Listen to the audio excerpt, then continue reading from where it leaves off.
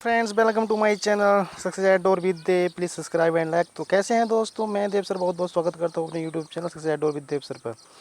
Friends, जैसा कि आपको पता है कि हमारे चैनल द्वारा सभी विषयों की कॉम्पिटेटिव एग्जाम की तो तैयारी कराई जा रही है, जिसमें कि हमने पॉलिटी के कुछ टॉपिक कवर करा लिए हैं और आज फिर से मैं हाजिर हूँ एक और वीडियो लेकर, जिसपे आप पॉलिटी में अध्यादेश और सभी महत्वपूर्ण अनुच्छेदों को पढ़ने वाले हैं, जिसमें आपसे किसी भी एक कॉम्पिटेटिव एग्जाम में कोई प्रश्न पूछा जाता है तो उसको आप भली भांति बड़े आराम से उसको कर सकते हैं। तो फ्रेंड्स, यूँ तो हमारे जो संविधान है उसमें काफ़ी सारे अनुच्छेद हैं, लेकिन मैं आपके लिए केवल वही अनुच्छेद लेकर आया हूँ जो आपके लिए एग्जाम में बहुत इंपॉर्टेंट होने वाले हैं। तो फ्रेंड्स, देर ना करते हुए सीधे चलते हैं अपने टॉपिक पर। और इससे पहले मैं आपको बता दूं, हमारे चैनल पर साइंस की एमसीक्यू टेस्ट सीरीज चलाई जा रही है। यदि उस पर आप शामिल होना चाहते हैं, फ्री ऑफ कॉस्ट है वो, बिल्कुल आपको ऑनलाइन क्लासें उसकी मिल जाएंगी। तो आपको क्या करना होगा, सीधे वीडियो के डिस्क्रिप्शन में जाना होगा और उसमें आपको एक लिंक मिल जाएगा, जिसमें आपको पूरी प्लेलिस्ट में आपको सभी अभी तक जितने भी टेस्ट कराए गए हैं वो सारे टेस्ट आपको मिल जाएंगे। साथ ही साथ यदि आप किसी भी कॉम्पिटेटिव एग्जाम की तैयारी कर रहे हैं, किसी विषय के संबंधित आप वीडियो पाना चाहते हैं, तो हम केवल एक आपको कमेंट करना होगा और उस पर आपको एक वीडियो उपलब्ध करा दी जाएगी। तो वहीं सीधे चलते हैं, आज हम इस वीडियो में क्या देखने वाले हैं, देर ना करते सीधे चलते हैं अपनी वीडियो पर। तो आज हम देखेंगे अध्यादेश और अनुच्छेद से संबंधित सभी प्रश्न, जिसमें आपको एग्जाम में कभी भी पूछे जा सकते हैं। देखिए, तो अध्यादेश क्या होता है? अध्यादेश वो होता है जब संसद अथवा विधानमंडल का सत्र आह्वान होता है तो आवश्यक विषयों से संबंधित तत्कालिक कानून बनाए जाते हैं और उन्हीं को कहते हैं अध्यादेश। तो ये सभी अध्यादेश प्रस्तुत किए जाते हैं। उसके बाद हमारा अध्यादेश से संबंधित प्रश्न है, अध्यादेश की समय अवधि क्या होती है? तो अध्यादेश की समय अवधि होती है वो विधानमंडल के अगले सत्र के शुरुआत के 6 सप्ताह की बात चल रही है। विधानमंडल के अगले सत्र की शुरुआत के 6 सप्ताह तक जो होती है अध्यादेश की अवधि होती है। और अध्यादेश कब लागू होता है? जब कोई भी सरकार नहीं रहती, ना तो लोकसभा ना राज्यसभा उस समय ना तो लोकसभा का सत्र चल रहा होता है, ना राज्यसभा का सत्र चल रहा होता है। तो उस बीच में अगर कोई आदेश आना होता है तो वो अध्यादेश के द्वारा ही पारित होता है। आगे देख लेते हैं, किस प्रकार के विधेयक राज्यपाल अध्यादेश जारी कर सकता है, नहीं कर सकता? तो जो विषय राष्ट्रपति जी के पास विचाराधीन होता है, उस विधेयक पर कोई भी अध्यादेश जारी राज्यपाल नहीं कर सकता। तो ये बहुत ही मोस्ट क्वेश्चन है।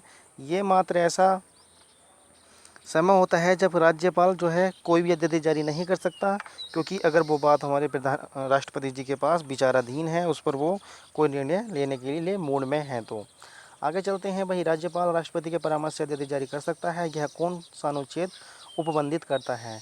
तो ये कहा गया है 213वें अनुच्छेद में 213। ये बहुत महत्वपूर्ण अनुच्छेद, जिसमें जो अध्यादेश का जो है बारे में बताया गया है कि अध्यादेश जारी कर सकता है राज्यपाल राष्ट्रपति के परामर्श से। तो ये है अनुच्छेद 213 में। फिर आगे देखते हैं, संविधान सभा के सत्रावसान की अवधि में राज्यपाल द्वारा जारी किए गए अध्यादेश की अधिकतम अवधि कितनी हो सकती है? तो ये होती है, अभी बताया पीछे, विधानसभा सत्र प्रारंभ होने के 6 सप्ताह तक।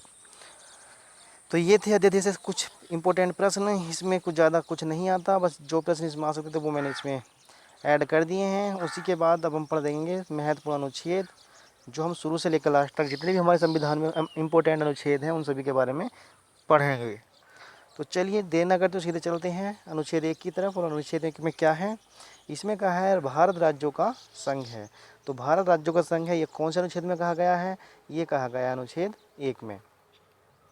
आगे देखते हैं, विधि के समक्ष समानता, ये किस अनुच्छेद में है? तो विधि के समक्ष समानता जो है अनुच्छेद 14 बताता है। वहीं लोक नियोजन के विषय में अफसर की समानता जो होती है वो अनुच्छेद 16 बताता है। इसमें मैं आपको बता दूं, जो 15वां अनुच्छेद है उसमें जो है जाति धर्म नस्ल के आधार पर भेदभाव आप नहीं कर सकते हैं।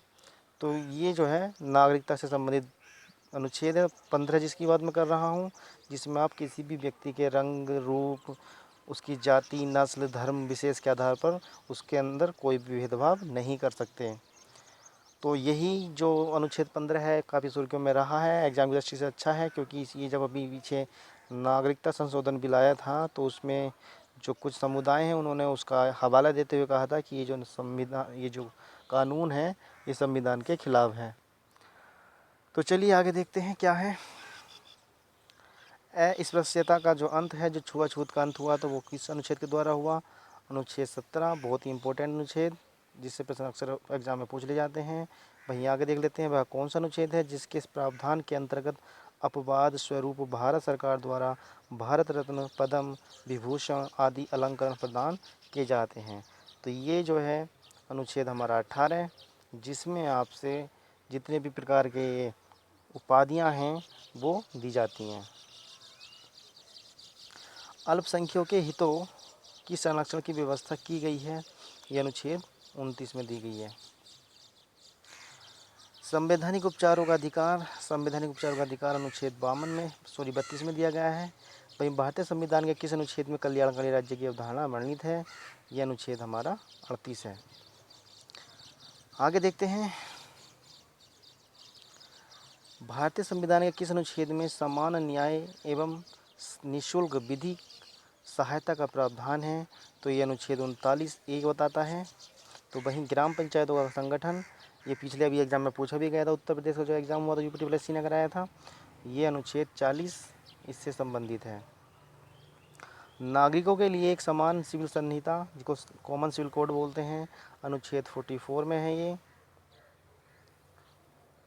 वहीं आगे है प्राकृतिक पर्यावरण का संरक्षण एवं सुधार, यह कथन किस अनुच्छेद में है? प्राकृतिक पर्यावरण का संरक्षण एवं सुधार, तो ये हमारा है 48A में। वहीं संविधान के किस अनुच्छेद में मौलिक कर्तव्यों की चर्चा की गई है? तो मौलिक कर्तव्य की चर्चा की गई अनुच्छेद 51 के A में।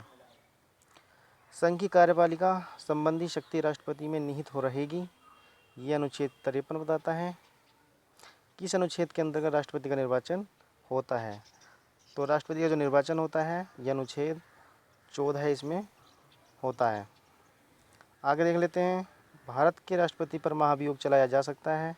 तो भारत के राष्ट्रपति पर जो महाभियोग चलाया जा सकता है वो अनुच्छेद 61 के तहत चलाया जा सकता है। राष्ट्रपति को क्षमादान का अधिकार होता है, तो केवल एक अधिकार जो हमारे राष्ट्रपति जी को दिया गया है वो अनुच्छेद 72 के अनुसार दिया गया है। ये किसी भी प्रकार की जो हमारे देश में सजाएं हैं उनको मुक्त करा सकते हैं, और तो ये फांसी की सज़ा को भी हटवा सकते हैं। कौन से अनुच्छेद का प्रयोग कर? 72वें अनुच्छेद का प्रयोग करके। एक मंत्री परिषद होगी जिसके शीर्ष पर प्रधानमंत्री रहेगा, ये बात कही गई है अनुच्छेद 74 में। वहीं आगे देख लेते हैं महान्यायवादी की जो नियुक्ति होती है वो अनुच्छेद 76 के अंतर्गत होती है। सरकारी आयोग के विषय का संबंध था अनुच्छेद 85 के अंतर्गत। तो जो सरकारी आयोग थे उनके जो संबंध था वो किससे था? 85 के अंतर्गत था। आगे देख लेते हैं किसी अनुच्छेद में संसद के संयुक्त अधिवेशन का प्रावधान है, अर्थात राज्यसभा और लोकसभा दोनों एक साथ कब बुलाए जा सकते हैं? वो अनुच्छेद 8 उसकी अनुमति देता है कि दोनों को संयुक्त रूप से आप शामिल होने की अनुमति दे सकते हैं, और साथ ही साथ उसकी जो संयुक्त सभा होगी उसका जो अध्यक्ष होता है वो लोकसभा का अध्यक्ष ही होता है। आगे चलते हैं संविधान के किस अनुच्छेद में धन विधेयक की परिभाषा दी गई है? तो धन विधेयक है वो अनुच्छेद 110 है। वहीं संविधान के किस अनुच्छेद के अंतर्गत राष्ट्रपति अध्यादेश जारी कर सकते हैं? तो राष्ट्रपति जी को अध्यादेश जारी करने की शक्ति दी गई है, अनुच्छेद 123 जो है ये राष्ट्रपति जी को अध्यादेश जारी करने की शक्ति देता है। सर्वोच्च न्यायालय के न्यायाधीश पर महाभियोग चलाए जाने का प्रावधान भी है इसमें, और ये है हमारा अनुच्छेद 124 जो है, इसमें आप सर्वोच्च न्यायालय पर भी क्या कर सकते हैं? उन पर भी महाभियोग चला सकते हैं। सर्वोच्च न्यायालय एक अभिलेख न्यायालय है, किस अनुच्छेद में है? जो सर्वोच्च न्यायालय है वो एक अभिलेख न्यायालय है, यह अनुच्छेद 129 बताता है। और वहीं नियंत्रक एवं महालेखा परीक्षक की नियुक्ति राष्ट्रपति द्वारा की जाएगी का उल्लेख किस अनुच्छेद में है? ये उल्लेख किया गया अनुच्छेद 148 में कहा गया है कि जो नियंत्रक एवं महालेखा परीक्षक हैं, जो हमारे देश में जो निधि है उसकी देखभाल करते हैं, उनकी जो नियुक्ति करेंगे वो राष्ट्रपति जी करेंगे। ये अनुच्छेद 148 में विदित है। आगे देख लेते हैं राज्यों में विधान परिषदों की रचना या उनकी समाप्ति विधानसभा द्वारा बहुमत से पारित प्रस्ताव का उल्लेख किस अनुच्छेद में किया गया है? तो 169। हालांकि इतना इम्पोर्टेंट नहीं है ये, फिर भी देख लेंगे। उसके बाद देखते हैं, राज्य विधायिका के सत्र में नहीं रहने पर राज्यपाल अध्यादेश जारी कर सकते हैं, और राज्यपाल को ये जो अनुमति देते हैं 213 या अनुच्छेद देता है। 213 अनुच्छेद है, ये बताता है कि राज्यपाल जो हैं वो क्या कर सकते हैं, राज्यपाल अध्यादेश जारी कर सकते हैं। आगे देख लेते हैं, सभी राज्यों के लिए उच्च न्यायालय की व्यवस्था का उल्लेख 214 अनुच्छेद में निहित है ये। वहीं मूल अधिकारों के प्रवर्तन के लिए उच्च न्यायालय को लेख जारी करने की शक्तियों का उल्लेख है, ये 226। आगे है, जिला न्यायाधीशों की नियुक्ति राज्य द्वारा उच्च न्यायालय के परामर्श से की जाएगी, इसका उल्लेख 233 में है। मतलब क्या है, जो न्यायाधीश की नियुक्ति होगी वो राज्य द्वारा जो उच्च न्यायालय के परामर्श, ये जो उच्च न्यायालय के परामर्श से राज्य द्वारा उसकी नियुक्ति की जाएगी। जो जिला न्यायाधीश हैं, ये 233 हमारा बताता है। वहीं उच्च न्यायालय का नियंत्रण अधीनस्थ न्यायालयों पर रहेगा का उल्लेख किस अनुच्छेद में है? ये कौन सा अनुच्छेद बताता है कि जो उच्च न्यायालय का नियंत्रण है वो अधीनस्थ न्यायालयों पर रहेगा? ये बताता है 235। आगे देख लेते हैं, विधि निर्माण संबंधी अवशिष्ट शक्तियाँ संसद में निहित हैं, ये हैं 248 में। कुछ और देख लेते हैं, राष्ट्रपति द्वारा अंतर्राष्ट्रीय परिषद की स्थापना करना, ये जो है अनुच्छेद 263 बताता है।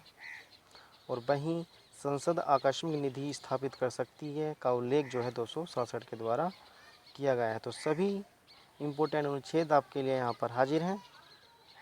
आगे देखते हैं, वित्त आयोग का उल्लेख किस अनुच्छेद में है? तो वित्त आयोग का अनुच्छेद 280 में है। वहीं आंग्ल भारतीय समुदाय के लोगों का राष्ट्रपति द्वारा लोकसभा में मनोनयन किया जाता है, ये 331 कहता है, जिसमें कि जो हमारे राष्ट्रपति जी हैं वो 2 लोकसभा सदस्यों को सेलेक्ट कर भेज सकते हैं। SC व ST का विधानसभाओं में आरक्षण का उल्लेख किया गया है, 332 अनुच्छेद में है। आगे देख लेते हैं, कुछ और अनुच्छेद हैं। राज्य के महाधिवक्ता का जो जिक्र हुआ है वो हुआ है हमारे 165 में, अर्थात 165 में। संविधान के किस अनुच्छेद में यह उक्ति की केंद्र कार्यपालिका के प्रयोग में कोई व्यवधान न उपस्थित हो? ये 257 की बात है। अंतर्राज्यीय परिषद के गठन का प्रावधान 263 में है, और वहीं वित्त आयोग का प्रावधान 280 में। आगे संपत्ति का अधिकार एक कानूनी अधिकार बन गया, इस उल्लेख में ये कब बना गया था? तो ये अनुच्छेद 300 क्या है, जो हमारा ये मौलिक अधिकार था, मूल अधिकार था 7, उसमें से जो है अब 6 रह गए हैं। जो संपत्ति का अधिकार था वो हमारा अनुच्छेद 300 के अंतर्गत कानूनी अधिकार बना दिया गया। अखिल भारतीय सेवाओं की स्थापना अनुच्छेद 312 में की गई है। वहीं संविधान के किस अनुच्छेद में संघ और राज्यों के लिए लोक सेवा आयोग का प्रावधान जो होगा वो 315 के द्वारा किया गया है। चुनाव आयोग 354 से संबंध रखते हैं। किस अनुच्छेद में यह प्रावधान किया गया है कि संघ की राज्य भाषा हिंदी तथा लिपि देवनागरी होगी? ये 343 बहुत ही इम्पोर्टेंट है।